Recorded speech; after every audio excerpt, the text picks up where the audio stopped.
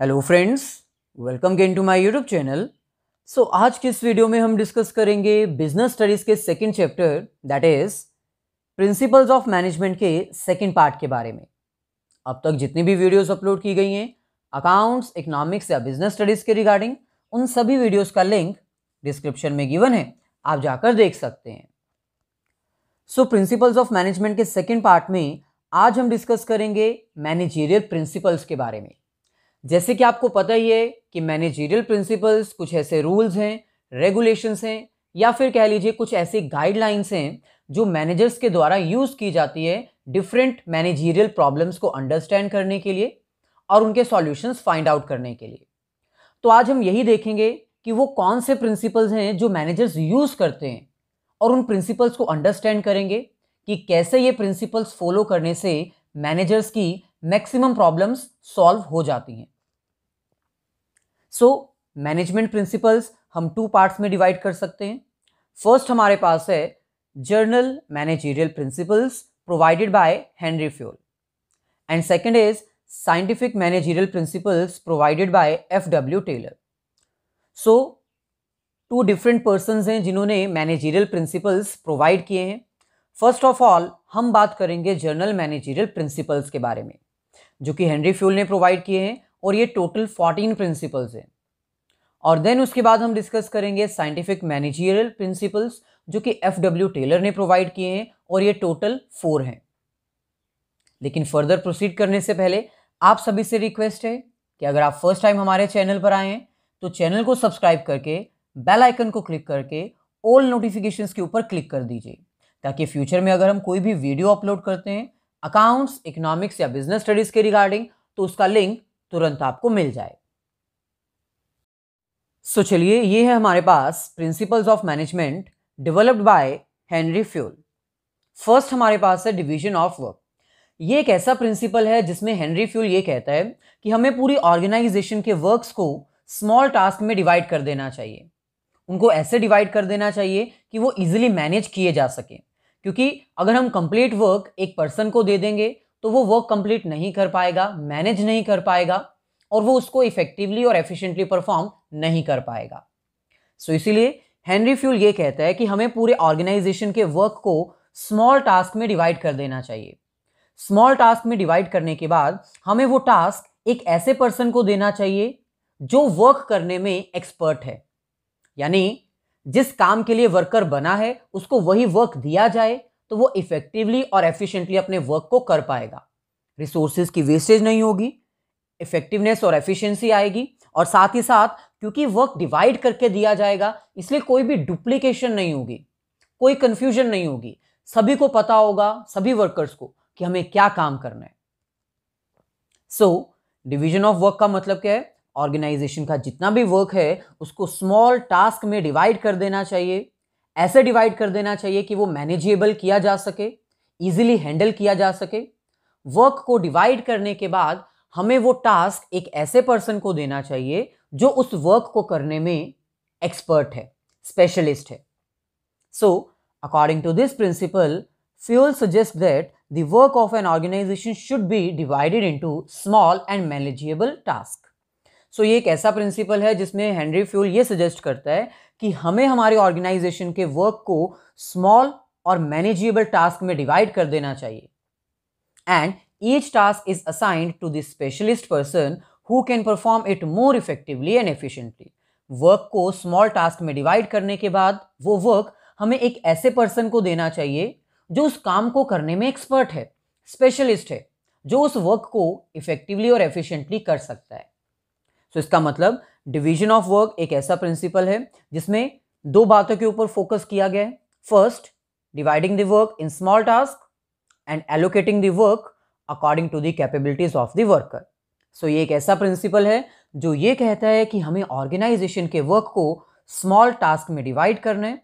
Divide करने के बाद हमें वो वर्क ऐसे वर्कर्स को एलोकेट करना है, असाइन करना है, प्रोवाइड करना है जो उस स्पेसिफिक वर्क के लिए ही बने हैं, जो उस वर्क को करने में कैपेबल हैं, स्पेशलिस्ट हैं और एक्सपर्ट हैं। ये हमारे पास एडवांटेजेस, यानी अगर एक ऑर्गेनाइजेशन में डिवीजन ऑफ वर्क के प्रिंसिपल को फॉलो किया जाता है तो उसका क्या बेनिफिट होगा। First, specialisation of work. अब क्योंकि वर्क स्मॉल टास्क में डिवाइड किया गया है और उस वर्कर को ये वर्क दिया जाएगा जो स्पेशलिस्ट है, एक्सपर्ट है, कैपेबल है। इसका मतलब वर्क जो है वो स्पेशलाइज्ड फॉर्म में कंप्लीट किया जाएगा। Second, improve efficiency. अब क्योंकि हमने ऐसे वर्कर को वर्क दिया है जो वो काम को करना जानता है, वो उस वर्क में एक्सपर्ट है, स्पेशलिस्ट है, तो एफिशिएंसी तो आएगी ही आएगी, यानी रिसोर्सेज वेस्ट नहीं होंगे। इसके साथ ही डुप्लीकेशन ऑफ वर्क रिड्यूस हो जाएगा। अगर हम वर्क डिवाइड कर देंगे, सभी को पता होगा क्या काम करना है, किसी के माइंड में कोई कंफ्यूजन नहीं होगी, तो इसका मतलब कोई डुप्लीकेशन वर्क होगा ही नहीं। एक काम 2 बार होने का चांस नहीं रहेगा क्योंकि हर वर्कर अपना वर्क कंप्लीट करेगा। ऐसे ही नेक्स्ट प्रिंसिपल हमारे पास है अथॉरिटी एंड रिस्पॉन्सिबिलिटी। अथॉरिटी का मतलब होता है पावर और रिस्पॉन्सिबिलिटी का मतलब होता है ऑब्लिगेशन, वर्क या फिर कह लीजिए ड्यूटी। सो ये एक ऐसा प्रिंसिपल है जिसमें हेनरी फ्यूल ये कहता है कि अथॉरिटी और रिस्पॉन्सिबिलिटी साइड बाय साइड होनी चाहिए, इक्वल होनी चाहिए। किसी भी वर्कर के पास ज़्यादा अथॉरिटी या फिर ज़्यादा रिस्पॉन्सिबिलिटी नहीं होनी चाहिए। अगर एक वर्कर के पास अथॉरिटी ज़्यादा होगी, यानी एक वर्कर के पास पावर ज़्यादा है डिसीजन लेने की, तो वो डिसीजन तो लेता रहेगा लेकिन कोई काम नहीं कर पाएगा। वो अपनी पावर का मिसयूज करेगा क्योंकि उसके पास पावर ज़्यादा है। ऐसे ही अगर एक वर्कर के पास रिस्पॉन्सिबिलिटी ज़्यादा है, काम करने को ज़्यादा है, लेकिन वो डिसीजन नहीं ले सकता, उसके पास पावर नहीं है डिसीजन लेने की, तो वो डिसीजन ले ही नहीं सकता, तो अपना वर्क कैसे कंप्लीट करेगा। सो इसका मतलब अगर एक वर्कर के पास पावर ज़्यादा है तो हो सकता है वो अपनी पावर का मिसयूज करे, और अगर एक वर्कर के पास रिस्पॉन्सिबिलिटी ज़्यादा है, वर्क ज़्यादा है, तो हो सकता है उसका वर्क कंप्लीट ही ना हो पाए। So according to this principle Henry Fayol ये सजेस्ट करता है कि एक ऑर्गेनाइजेशन में वर्कर के पास, मैनेजर के पास, हर पर्सन के पास इक्वल अथॉरिटी और रिस्पॉन्सिबिलिटी होनी चाहिए। यानी जितना उसको काम करने के लिए दिया गया है उतनी उसको पावर भी देनी चाहिए डिसीजन लेने के लिए, ताकि वर्क भी कंप्लीट हो जाए और पावर का मिसयूज भी ना हो। So according to this principle there must be a balance between authority and responsibility.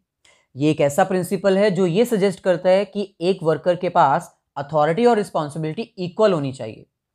Authority must be assigned according to the responsibility. जितना वर्क एक वर्कर को दिया गया है उसके अकॉर्डिंग ही उसको अथॉरिटी भी देनी चाहिए ताकि वो डिसीजन ले सके। Power must be provided to carry out the work in effective manner. एक वर्कर को सिर्फ काम देना जरूरी नहीं है, काम देने के साथ साथ उसको उतनी पावर भी मिलनी चाहिए कि वो अपना डिसीजन खुद ले सके। अगर उसको पावर नहीं दी जाएगी, वो डिसीजन नहीं ले पाएगा, तो वर्क स्टार्ट ही नहीं होगा। सो इट मीन्स कंक्लूजन क्या है, अथॉरिटी ज़्यादा नहीं होनी चाहिए। अगर अथॉरिटी ज़्यादा होगी, पावर ज़्यादा होगी, तो वहां पर पावर का मिसयूज होगा। रिस्पॉन्सिबिलिटी भी ज़्यादा नहीं होनी चाहिए। अगर अथॉरिटी से ज़्यादा रिस्पॉन्सिबिलिटी होगी तो वर्क कंप्लीट ही नहीं हो पाएगा क्योंकि उसके पास डिसीजन लेने की पावर ही नहीं है। सो कंक्लूजन ये है कि अथॉरिटी और रिस्पॉन्सिबिलिटी साइड बाय साइड होनी चाहिए, इक्वल होनी चाहिए। जितना वर्क दिया गया है उसके अकॉर्डिंग उसको अथॉरिटी देनी चाहिए। सो ये हमारे पास advantages for authority and responsibility. यानी अगर एक ऑर्गेनाइजेशन इक्वल अथॉरिटी और रिस्पॉन्सिबिलिटी के प्रिंसिपल को फॉलो करती है तो उसको क्या बेनिफिट होगा। सबसे पहले completion of work and second is no misuse of power. अब क्योंकि अथॉरिटी और रिस्पॉन्सिबिलिटी इक्वल है, जितना वर्क दिया गया है उतनी ही पावर भी दी गई है डिसीजन लेने के लिए, तो वर्क भी पूरा कंप्लीट होगा और पावर का मिसयूज भी नहीं हो पाएगा। नेक्स्ट प्रिंसिपल हमारे पास है डिसिप्लिन। अब डिसिप्लिन का प्रिंसिपल तो हर स्टूडेंट को पता ही है क्योंकि स्कूल्स में हर वक्त यही कहा जाता है, बी इन डिसिप्लिन, डिसिप्लिन में रहना सीखो। आखिरकार ये प्रिंसिपल है क्या? बहुत ही सिंपल है। डिसिप्लिन का मतलब है रूल्स और रेगुलेशंस को फॉलो करना। जो भी पॉलिसीज, प्लान्स, प्रोसीजर्स स्कूल्स में या फिर किसी भी इंस्टीट्यूट में डेवलप किए गए हैं उनको फॉलो किया जाए, और अगर फॉलो नहीं किया जाता तो आपके ऊपर फीस, फाइन और पेनल्टी चार्ज की जाती है। सिमिलरली मैनेजमेंट में भी ये एक ऐसा प्रिंसिपल है जिसमें ये कहा गया है, या फिर कह लीजिए ये एक ऐसा प्रिंसिपल है जिसमें हेनरी फ्यूल ने ये सजेस्ट किया है कि अगर ऑर्गेनाइजेशन अपने ऑब्जेक्टिव्स को अचीव करना चाहती है तो उसको ये मेक श्योर करना होगा कि उसके हर एम्प्लॉइज, हर लेवल के मैनेजर्स रूल्स और रेगुलेशंस को एज इट इज फॉलो कर रहे हैं। कोई भी पर्सन रूल्स और रेगुलेशंस को ब्रेक नहीं कर रहा, और अगर वो ब्रेक हो रहे हैं तो उनके ऊपर फीस, फाइन, पेनल्टीज चार्ज करनी चाहिए। So according to this principle, every organization must frame some rules and regulations, according to which every employee of the organization must perform their given task. So ये एक ऐसा principal है जो ये suggest करता है कि हर ऑर्गेनाइजेशन में कुछ रूल्स और रेगुलेशंस तो जरूर होने चाहिए, डूज एंड डोंट्स होने चाहिए, ताकि उनको फॉलो करते हुए ऑर्गेनाइजेशन के ऑब्जेक्टिव्स को अचीव किया जा सके। सो ओवरऑल डिसिप्लिन का मतलब है framing of rules and regulations, following the code of conduct, meeting commitments, clear and fair treatment and application of penalties। यानी रूल्स और रेगुलेशंस को फ्रेम करना, कोड ऑफ कंडक्ट यानी रूल्स और रेगुलेशंस को फॉलो करना, जो कमिटमेंट्स कही गई हैं उनको फॉलो करना, मीट करना, ट्रीटमेंट इक्वल करना और क्लियर ट्रीटमेंट करना, और अगर कोई रूल्स और रेगुलेशंस को फॉलो नहीं करता तो उसके ऊपर पेनल्टीज भी चार्ज करना। अगर हम डिसिप्लिन जैसे प्रिंसिपल को फॉलो करते हैं तो इसका हमें बेनिफिट क्या होगा? First is systematic working. अब क्योंकि हर पर्सन रूल्स और रेगुलेशंस को फॉलो कर रहा है तो इसका मतलब ऑर्गेनाइजेशन में एक सिस्टमैटिक मैनर में वर्क कंप्लीट हो रहा है। Second is improve efficiency. So second advantage क्या होगा? अगर हर वर्कर रूल्स और रेगुलेशंस को फॉलो करेगा, फेयर ट्रीटमेंट होगा, कोई भेदभाव नहीं किया जाएगा, तो वहां पर एफिशिएंसी इंप्रूव होगी। वर्कर्स जो हैं वो ज़्यादा इफेक्टिवली वर्क कर पाएंगे, अपने वर्क को विदाउट एनी वेस्टेज अचीव कर पाएंगे। सो ऐसे ही नेक्स्ट प्रिंसिपल हमारे पास है यूनिटी ऑफ कमांड, जो कि वेरी इंपॉर्टेंट प्रिंसिपल है। कमांड का मतलब होता है किसी पर्सन को ऑर्डर करना, यूनिटी का मतलब होता है एक तरफ, एकजुटता। सो सिंपल है, यूनिटी ऑफ कमांड एक ऐसा प्रिंसिपल है जो ये कहता है कि किसी भी सबॉर्डिनेट को जो ऑर्डर है वो एक तरफ से ही मिलना चाहिए। ये ना हो कि एक सबॉर्डिनेट को दो सुपीरियर से ऑर्डर मिल जाए। अब क्योंकि अगर दो सुपीरियर एक सबॉर्डिनेट को ऑर्डर करेंगे तो वो सबॉर्डिनेट तो कंफ्यूज हो जाएगा, उसको ये समझ नहीं आएगा कि मैं किसकी बात मानूं। फॉर एग्जाम्पल, मान लीजिए हमारे पास ये एक पर्सन है जो कि सबॉर्डिनेट है, यानी स्मॉल लेवल पर वर्क कर रहा है। इसके ऊपर बहुत सारे बॉस होंगे, ए, बी, सी, डी। ये एम्प्लॉय है और ये मैनेजर्स हैं। अब इसको जो ऑर्डर है वो ए से भी मिल सकता है, बी से भी मिल सकता है, सी से भी ऑर्डर मिल सकता है और डी से भी ऑर्डर मिल सकता है। तो ये प्रिंसिपल यही कहता है कि एक सबॉर्डिनेट को ऑर्डर एक समय पर सिर्फ एक ही सुपीरियर से मिलना चाहिए। अगर सभी ऑर्डर दे देंगे इसको तो ये तो कंफ्यूज हो जाएगा कि मेरे को क्या करना चाहिए। फॉर एग्जाम्पल, मान लो ये प्रोडक्शन डिपार्टमेंट का मैनेजर है और ये सेल्स डिपार्टमेंट का मैनेजर है।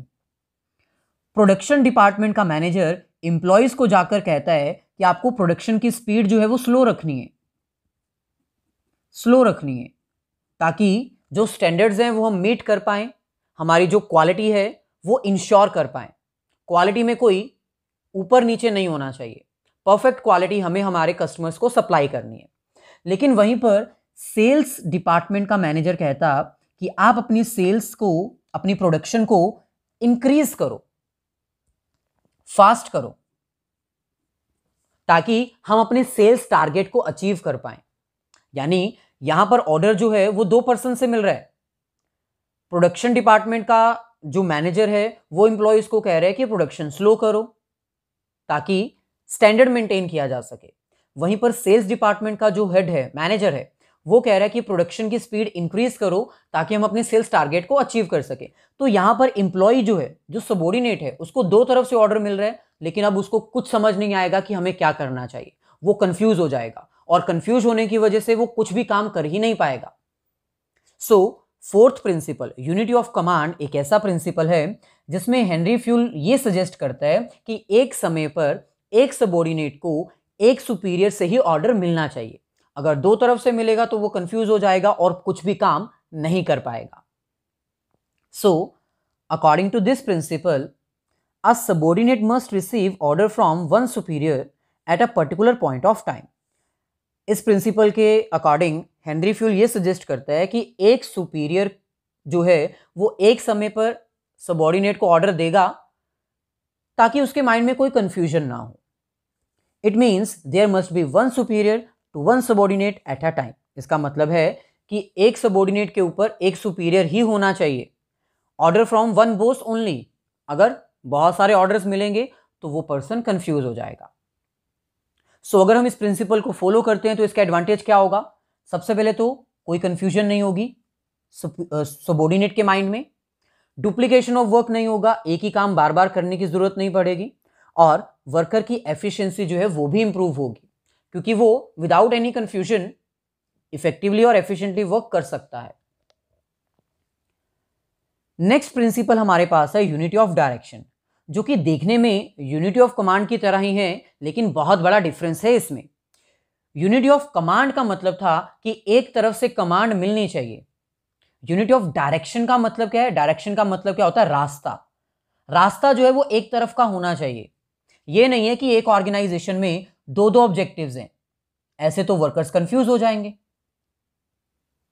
अगर आपकी ऑर्गेनाइजेशन में दो हेड्स हैं, दो डिपार्टमेंट्स हैं, तो उनका अपना सेपरेट ऑब्जेक्टिव होना चाहिए ताकि हर वर्कर उस डायरेक्शन में काम कर सके.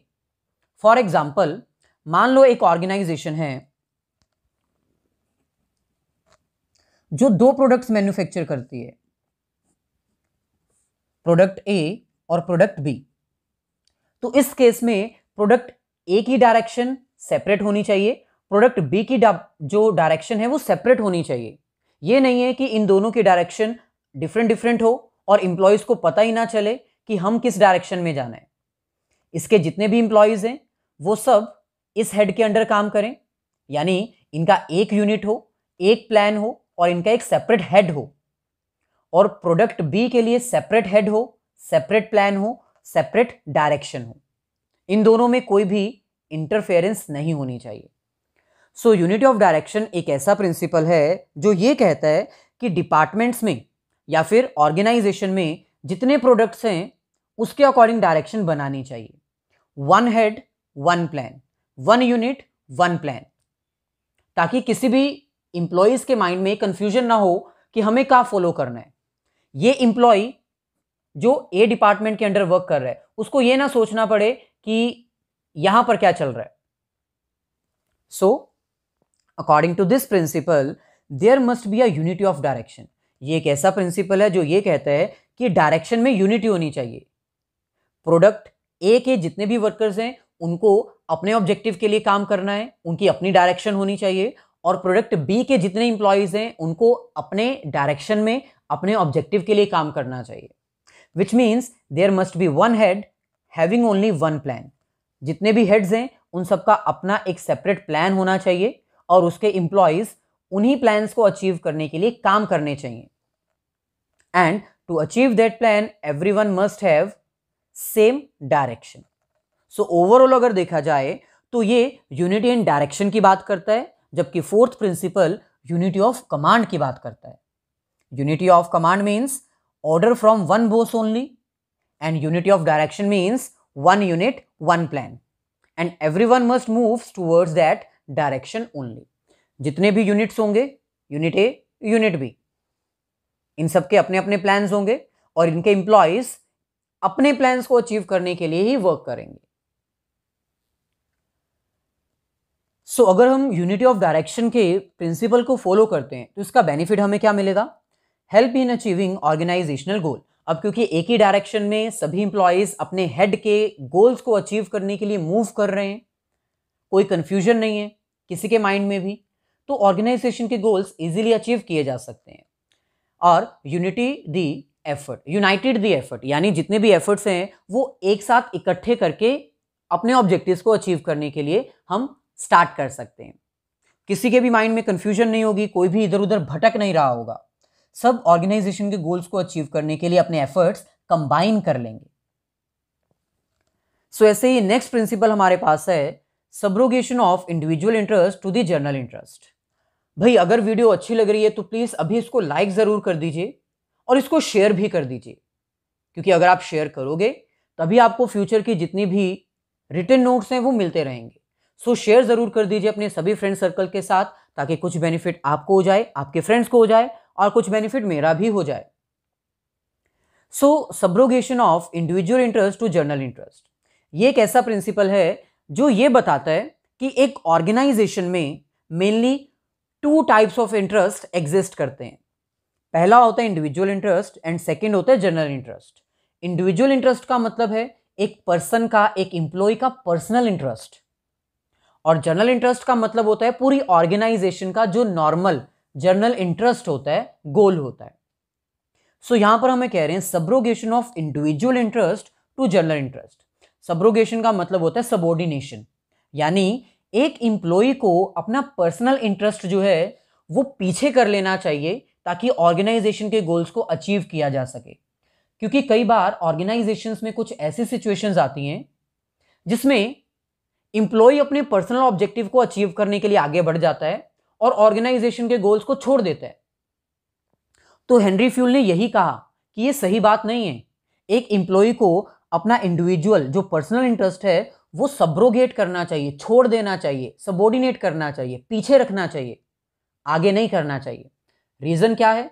क्योंकि एक इंडिविजुअल का जो पर्सनल इंटरेस्ट है उससे सिर्फ उसी पर्सन को सेटिस्फेक्शन होगी, लेकिन अगर वो अपने पर्सनल इंटरेस्ट को छोड़ देता है, पीछे करता है और पूरे ऑर्गेनाइजेशन के ऑब्जेक्टिव को अचीव करने के लिए काम करता है, तो उसका बेनिफिट ना सिर्फ ऑर्गेनाइजेशन को होगा बल्कि हर पर्सन को होगा जो उस ऑर्गेनाइजेशन में वर्क कर रहा है।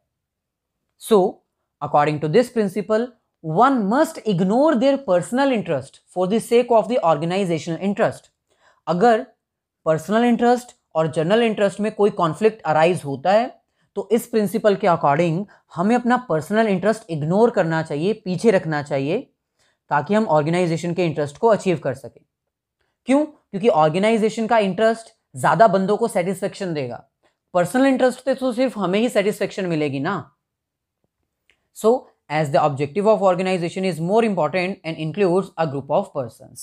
so इसीलिए ऑर्गेनाइजेशन के गोल्स को, जनरल इंटरेस्ट को हमें आगे रखना चाहिए क्योंकि वो ज़्यादा इंपॉर्टेंट है और उसमें ज़्यादा इंडिविजुअल्स इन्वॉल्व हैं। अगर ऑर्गेनाइजेशन के गोल्स अचीव होंगे, ऑर्गेनाइजेशन एग्जिस्ट करेगी, तो आप भी उसमें काम करते रहोगे। अगर ऑर्गेनाइजेशन का ऑब्जेक्टिव ही नहीं अचीव होगा तो ऑर्गेनाइजेशन एग्जिस्ट नहीं करेगी, तो आपको नौकरी छोड़नी पड़ेगी, आपके ऑब्जेक्टिव्स भी अचीव नहीं हो पाएंगे। सो इसलिए हेनरी फ्यूल ये सजेस्ट करता है कि हमें हमारे इंडिविजुअल इंटरेस्ट को सबऑर्डिनेट करना चाहिए, जनरल इंटरेस्ट को प्रायोरिटी देनी चाहिए। सो इस प्रिंसिपल का मेन फोकस किसके ऊपर है? Organisation interest is more important, priority must be given to organisation, try to achieve personal goals but not by sacrificing the organisational goal. तो इसमें 3 पॉइंट्स के ऊपर हाईलाइट किया गया है। ऑर्गेनाइजेशन के इंटरेस्ट ज्यादा इंपॉर्टेंट है, प्रायोरिटी हमें ऑर्गेनाइजेशन के गोल्स को अचीव करने के लिए देनी चाहिए, हमें ट्राई करना चाहिए कि हम अपने पर्सनल गोल्स को अचीव कर पाएं, लेकिन हमें ऑर्गेनाइजेशन के गोल्स के साथ कोई सेक्रीफाइस नहीं करना है। प्रायोरिटी हमें ऑर्गेनाइजेशन के गोल्स को देनी है। अगर हम ऑर्गेनाइजेशन के गोल अचीव करने में सक्सेसफुल हो जाते हैं तो हम अपने पर्सनल गोल्स भी अचीव कर सकते हैं। अगर हम इस प्रिंसिपल को फॉलो करते हैं तो इसका एडवांटेज क्या होगा? अचीवमेंट ऑफ ऑर्गेनाइजेशनल गोल, सबसे पहले तो पूरी ऑर्गेनाइजेशन का गोल अचीव होगा, और अगर ऑर्गेनाइजेशन का गोल अचीव हो गया तो आपके गोल्स भी अचीव इजीली हो जाएंगे। Second is coordination between personal and group goals. अगर हम इंडिविजुअल गोल्स को पीछे रखते हैं ग्रुप गोल्स के कंपैरिजन में तो दोनों में कोऑर्डिनेशन हो जाएगा, क्योंकि अगर एक बार ग्रुप गोल अचीव हो गया, ऑर्गेनाइजेशन का गोल अचीव हो गया, तो पर्सनल गोल्स तो अचीव होते रहेंगे, क्योंकि ऑर्गेनाइजेशन एग्जिस्ट करेगी तभी तो आप एग्जिस्ट करोगे, तभी तो आप अपने पर्सनल गोल्स अचीव कर पाओगे। सो इसलिए ये प्रिंसिपल कोऑर्डिनेट करने को कहता है पर्सनल और ग्रुप गोल्स में। सो ये थी हमारी आज की वीडियो जिसमें हमने फर्स्ट 6 प्रिंसिपल्स को डिस्कस किया। रिमेनिंग के प्रिंसिपल्स नेक्स्ट लेक्चर में आपको देखने के लिए मिलेंगे। सो मिलते हैं फिर नेक्स्ट सेशन में। आई होप ये सेशन आपको अंडरस्टैंडेबल है इजीली। सो अगर वीडियो अच्छी लगी है तो प्लीज इसको लाइक जरूर कर दीजिए और अपने सभी फ्रेंड्स के साथ इसको शेयर कर दीजिए।